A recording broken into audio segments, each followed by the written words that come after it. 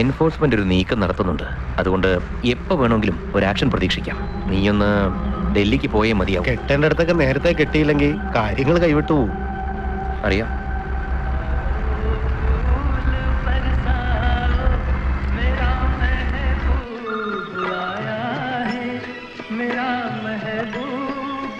Madam phone. Hello വീണ, ശ്രീയ. ഞാൻ composing start ചെയ്തു. Lyrics super, അപാരമായി വന്നിട്ടുണ്ട്. പിന്നെ വീണ എന്നാ എത്തുന്നേ? ഉടനെ. ശരി, നമുക്ക് നന്നായി ടൈം എടുത്ത് റിഹേഴ്സൽ ചെയ്യണം. എന്റെ മനസ്സ് അവിടെയാ ശ്രീ. ഓടി അങ്ങ് എത്താൻ തോന്നുന്നു. ശരി. ശ്രീയായിരുന്നു കമ്പോസിങ് തുടങ്ങിയെന്ന്. എപ്പോഴാ നമ്മൾ അങ്ങോട്ട് പോകുന്നേ? നല്ല റിഹേഴ്സൽ വേണമെന്നാ ശ്രീ പറയുന്നേ. നമുക്ക് ഉടനെ അങ്ങോട്ട് പോകണം. അതെങ്ങനെ? ഫാക്ടറിയിലും സൈറ്റിലൊക്കെ ഒരുപാട് പ്രശ്നങ്ങളുണ്ട്. അതൊക്കെ അൻവർ നോക്കില്ലേ? അവനെ കൊണ്ട് മാത്രം പറ്റില്ല. പിന്നെ എനിക്കൊന്ന് ഡൽഹിയിലും പോകണം. ഇതിനപ്പുറം എനിക്കിനി ഒരു അവസരം കിട്ടില്ല. ഇതിനേക്കാൾ നല്ല അവസരങ്ങൾ നിനക്ക് വേണ്ടി ഞാൻ ഉണ്ടാക്കും. ബാംഗ്ലൂരിലെ ചില മ്യൂസിക് ഡയറക്ടേഴ്സിൻ്റെ അടുത്ത് ഞാൻ നിന്റെ കാര്യം സംസാരിച്ചിട്ടുണ്ട്. ഒരുപക്ഷെ കന്നഡ സിനിമയിൽ ഇതിലും നല്ല എൻട്രി. അതൊക്കെ പിന്നീടല്ലേ, ഇപ്പൊ കയ്യിൽ വന്നത് തട്ടിക്കളയരുത്. നോക്ക് വീണ, എനിക്കിപ്പോൾ ഇതിലൊന്നും കോൺസെൻട്രേറ്റ് ചെയ്യാനുള്ള ടൈമില്ല. എന്നെ നീ മനസ്സിലാക്കണം. അമീർ എന്താ എന്നെ മനസ്സിലാക്കാത്തത്? ശ്രീയുടെ ഓഫർ ഞാൻ വേണ്ടാന്ന് വെക്കില്ല. 3 പാട്ടുകളുണ്ട്. ആര് തരും ഇങ്ങനെ? ഓ, ശ്രീയും പാട്ടും. എനിക്ക് ഇത്തിരി സ്വസ്ഥത വേണം പ്ലീസ്. അമീർ,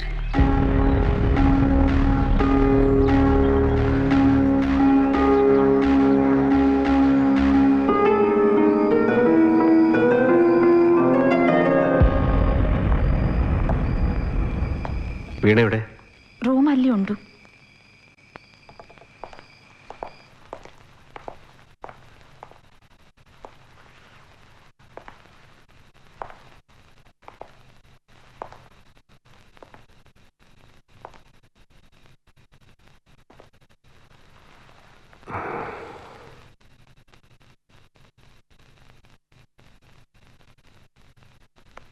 പിണങ്ങിയോ?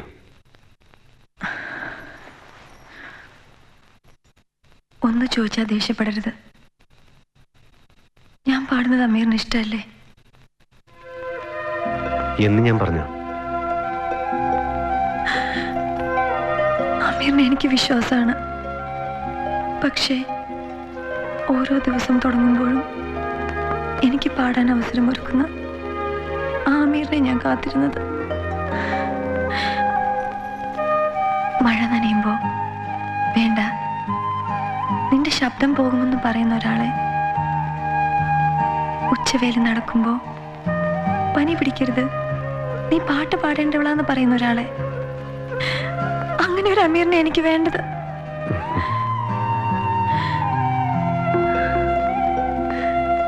സ്നേഹിച്ചവരെല്ലാവരെയും ഞാൻ ഉപേക്ഷിച്ചു.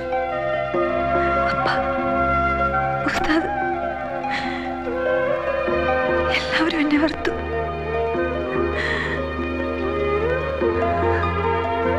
എന്നിട്ട് ഞാൻ പിടിച്ചു നിൽക്കുന്നത് ഈ കൈകളിലുള്ള വിശ്വാസം കൊണ്ട്. എന്നെ ഉപേക്ഷിക്കരുത്.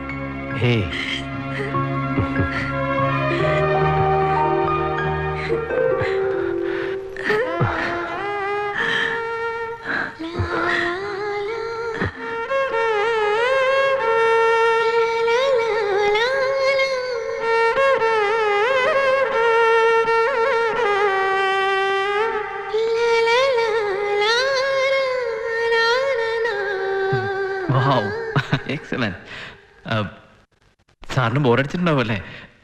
വേറെ എന്തെങ്കിലും പ്രോഗ്രാം ഉണ്ടെങ്കിൽ അത് കഴിഞ്ഞ് വന്നാലും മതി. ഇതല്ലാതെ മറ്റു പ്രോഗ്രാം ഒന്നുമില്ല. Then it's okay.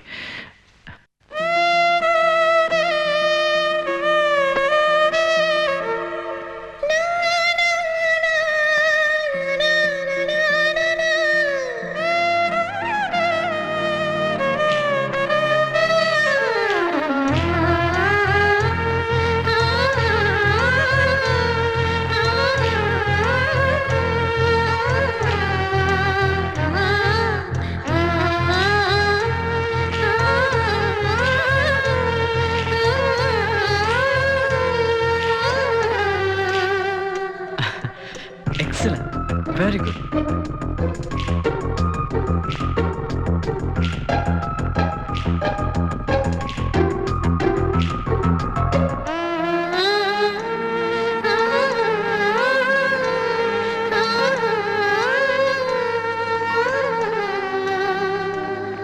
Excellent. Fine, fine. Hello, എന്ത് ചെയ്യാനും നിങ്ങളൊക്കെ? റെയ്ഡിനെ പറ്റി ഞാൻ മുന്നറിയിപ്പ് തന്നിരുന്നല്ലേ? എന്നിട്ടും അവന്മാർക്ക് എടുത്തോണ്ടോ പാകത്തിന് എല്ലാം മുമ്പിലിട്ട് കൊടുത്തു. ഇതാ നിന്നെയൊക്കെ തീറ്റി പോറ്റുന്ന ഞങ്ങളെ വേണം പറയാൻ. എവിടെയോ തന്റെ ബോസ്? വിളിക്കവനെ. കിട്ടുന്നില്ല സാർ, ഔട്ട് ഓഫ് റേഞ്ച് ആണ്. അവനെ തന്നെ ട്രൈ ചെയ്തോണ്ടിരിക്കുന്നത്, കിട്ടണ്ടേ? റവന്യൂ ഇന്റലിജൻസിന്റെ നീക്കത്തെ പറ്റി ഞാൻ പറഞ്ഞിരുന്നതാ. അറ്റ്ലീസ്റ്റ് നിങ്ങൾക്ക് ആ ഗോഡൌണെങ്കിലും ക്ലിയർ ചെയ്യാമായിരുന്നു. കമ്പ്യൂട്ടറിലുണ്ട് കള്ളക്കണക്കെല്ലാം. ഇനിയിപ്പോ എന്താ ഒരു വഴി? റെയ്ഡ് കഴിഞ്ഞ് അവർ പോട്ടെ. ചുറ്റി വരെയും ഏർപ്പാടാ എൻഫോഴ്സ്മെന്റ് ചെയ്ത്. റിക്കവറി സ്റ്റേറ്റ്മെന്റ് നോക്കിയിട്ട് എന്തെങ്കിലും പറയാൻ നോക്കൂ.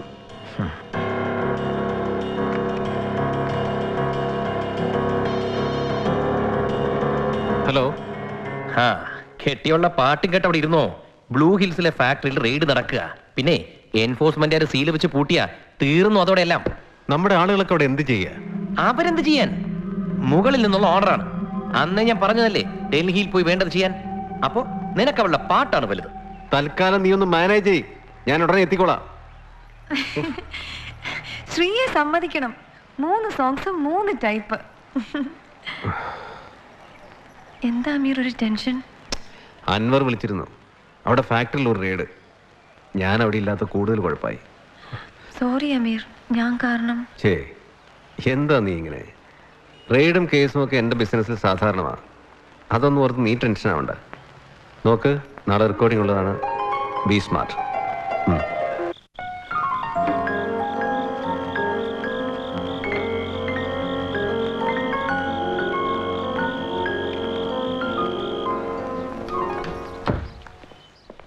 അമീർ, ആ, എന്റെ വേഷത്തെ കുറിച്ചൊന്നും പറഞ്ഞില്ല.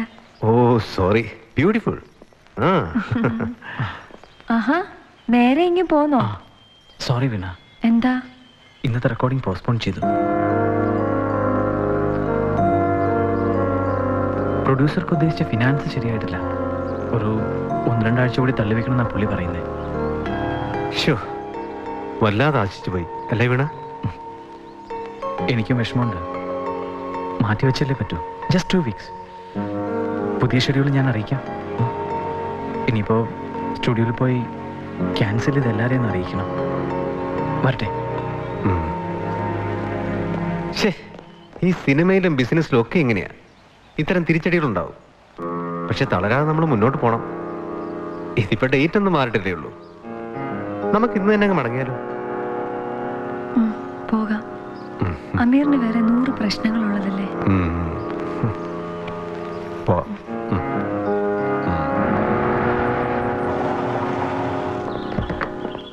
വന്നോ? എന്തായി?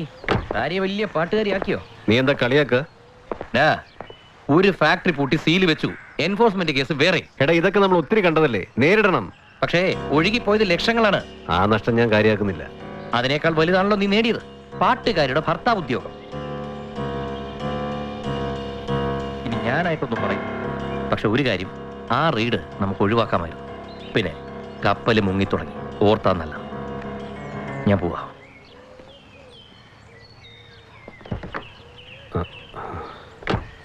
അവൻ പറഞ്ഞൊന്നും നീ അത്ര കാര്യമാക്കണ്ട.